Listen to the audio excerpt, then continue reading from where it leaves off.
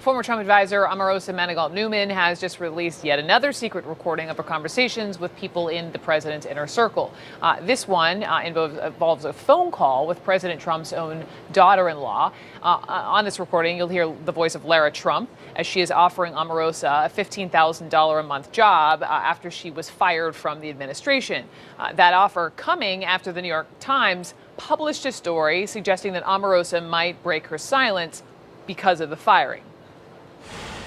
Listen, obviously with like the New York Times article and stuff, you know, it's. What's the New York Times article? The one that it was in the New Times today. I guess you did with Maggie Haberman, or they wrote about you. It sounds a little like obviously that there's something you got in the back pocket to pull out. Clearly, if you come on board the campaign, like we gotta. Oh God, no. Everybody's positive, right? And so the only thing that we have to consider when we're talking salary as far as the campaign is concerned is that, as you know, everything is public. And all the money that we raise and that pays salaries is directly from donors, small dollar donors for the most part. So I know you were making $179 at the White House. And I think we could work something out where we keep you right along those lines. Specifically, let me see, I haven't even added up the numbers, but we were talking about like $15K a month. Let me see what that adds up to.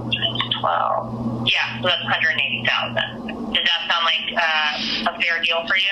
In terms of your position specifically, I really feel like your position would require, you to be able to be flexible in terms of where you are. Sometimes, come to New York for occasional meetings, but I would love if you could, occasionally go do speaking engagements and that sort of thing for us. I think you'd be awesome doing that. And so it doesn't really matter where you are. If you're comfortable staying in D.C., then, we're more than happy to have you.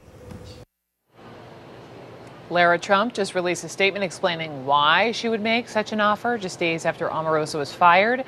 She writes, quote, "We still wanted her on our team because we cared so much about her personally. That's why I reached out to offer her a position with the 2020 Trump campaign before we knew anything about the gross violations of ethics and integrity during her White House tenure." Another one of Omarosa's, quote, bombshell tapes is a fraud. She says the discussions about a position with the campaign took place in numerous phone calls over the course of several weeks. And Lara Trump ended by speaking directly to Omarosa, saying this: "I hope it's all worth it for you, Omarosa, because some things you just can't put a price on." So with me now, CNN national security analyst Julia Kayyem, a former assistant secretary of Homeland Security. Also with us, former CIA intelligence officer David Priest, who wrote the book, The President's Book of Secrets. Welcome to both of you. And Julia, just on this, your takeaway is that, again, it's the family protecting the president. It is. It's just like the non-disclosure agreements, or at least the ones that we saw. There's no public interest. There's no national security interest that this White House seems concerned about. They're concerned about the Trump interest and the reputations of Donald Trump, and the non-disclosures mention the family directly, Ivanka and others.